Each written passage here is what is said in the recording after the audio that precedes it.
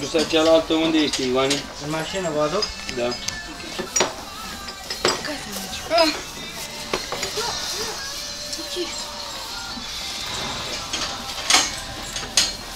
Stai că acum trebuie să trec în poartă ceva. Da, uite, vezi că știi să-l împingi acum. De asta. Să nu se înfunde cu morcul. Da, degetele atunci. Gata, merge. Aminte, Închide, închide. Nu calculează, uite.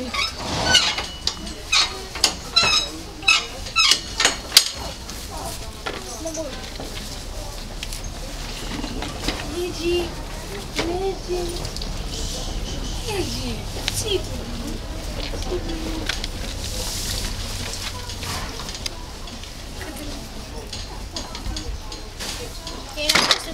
Ce?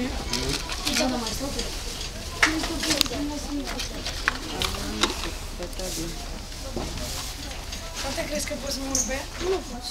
Mai voi. Nu pot. Întreabă prima dată. Nu, nu. Nu, lasă. Trebuie să aibă și ea. Așteaptă. Ei, le-am urcat eu ieri. Păi da, m-am urcat unde. Dar nu mai e hăituiți, că a fost în probă, e obosit. Mai bine îi faci masaj cu peria aia decât să-l târnui. Ce-mi perie? Aia pe rotund, e.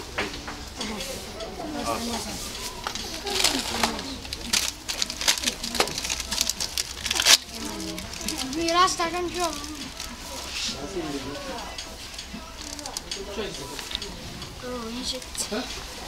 Auzi? Du-te la bufet sus și ia și tu niște zahăr cu bine. Îi spune la doamna aia, zi, dați-i și mie de zahăr cu bine. Mamă, îmi pare rău, gata. Am uitat să nu. N-am știut pe ea. S-a speriat. Știi unde, da? La... Cine, mă? Că stăteam așa și când m-am dat, i-am dat... Păi e pe masaj și pe Unde sunt cafele acolo, știi? Da.